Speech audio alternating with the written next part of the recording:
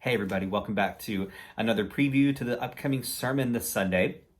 We completed our time in Ephesians, and now we're going to move to Philippians. The next prison letter that we're going to take a look at is Philippians. Philippians is probably my favorite letter of Paul's, although I bounce back and forth. I love Ephesians, Galatians, Romans. Really, they're all great. I don't know why I've always, in particular, liked Philippians. It could be the tone that Paul sets from the very beginning. Philippians reads almost like a love letter to this church. He has a special place in his heart for these people, and it's not that Paul doesn't love all of the churches that he established, all the people that he met at those different churches and that he helped bring to those churches, but Philippians definitely kind of stands out to him in a special way, and so I don't know if it's the tone or what he says. I love Philippians 2, the kind of the song that Paul puts in there. There's a lot to be gained from reading Philippians, though, and I hope that as we spend the next several weeks in it, that you come prepared to hear and to grow and to learn something new about what God might be talking to you about through these words. This week, for Philippians 1, that's what I want you to read, is Philippians 1. This week, I want to focus kind of on the second half of the chapter. There's so much in here.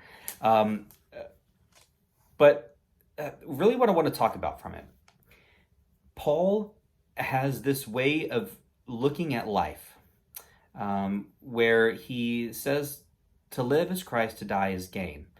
And I want to talk about what he might mean by thinking about what it means to live now as a Christian, as a changed person, as a new creation, all those various ways that he talks about being who we are. But then he also talks about citizenship, and I want to talk about that as well. And I think that's a very important question for us to consider right now in our time, in our context, where, well, I don't want to jump to it too far ahead because we're going to cover it on Sunday. But I'll give a little tease. We have to ask, we as Christians have to re-ask the question, to what are we loyal? To whom are we loyal? And what does citizenship for us look like? Maybe, just maybe, we can allow sometimes for too much pride of where we were born and how we were raised come into and affect our understanding of what God is doing in this world and who we're supposed to be. And that's a hard message to deliver because I love living in the United States, but we also have to be careful not to equate United States with heaven, with promised land, which is, quite frankly, how some people have talked about the United States before. Some Christians have talked about the United States.